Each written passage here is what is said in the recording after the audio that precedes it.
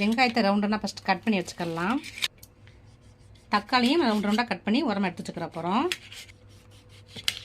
ஒரு பவுலில் வந்து ஒரு முட்டையை வந்து உடச்சி ஊற்றிக்கலாம். கொஞ்சம் உப்பு, கொஞ்சம் மிளகாத்தூள் நல்லா பிளெண்ட் பண்ணிக்கலாம். தோசை தவை வந்து நல்லா ஹீட் பண்ணி வச்சுருக்கோம். கொஞ்சம் ஆயில் ஊற்றிக்கலாம். இப்போ 4 பிரெட் எடுத்து வச்சுருக்கேன். இப்போ வந்து நல்லா ஆயில் காஞ்சிருச்சு. நம்ம முட்டையை கலக்கி வச்ச முட்டையை இதில் ஊற்றிடலாம்.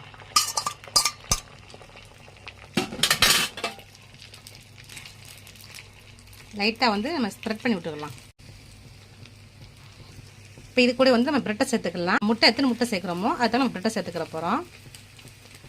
நான் வந்து 4 பிரெட்டு சேர்க்குறேன். இது கூட வந்து சில்லி சாஸ் சேர்த்துக்கலாம். மைனஸ் சேர்க்க போகிறோம். 2 பிரெட்டுக்கு வந்து சில்லி சாஸு, 2 பிரெட்டுக்கு வந்து மைனஸ் சேர்த்துக்கிற போகிறோம். இது மேலே வந்து வெங்காயம் வச்சுக்கலாம். ஒரு சைடு வெங்காயம் வச்சுக்கிற போகிறோம், ஒரு சைடு வந்து தக்காளி வச்சுக்கிற போகிறோம். அதே மாதிரி மாற்றி மாற்றி 2 பக்கம் வச்சுக்கலாம். 4 பிரெட்லேயுமே வெங்காயம் தக்காளி வச்சுக்கிற போகிறோம். இப்போ அப்படியே வந்து பிரட்டி போட்டுக்கலாம் முட்டையை வந்து. இப்போ பிரெட் ஆம்லெட் ரெடி ஆயிடுச்சு. சாப்பிட்டு பாரு, எப்படி சொல்லு. சூடா இருக்கே, ஆற வச்சு சாப்பிடு. சூடா இருக்காங்க.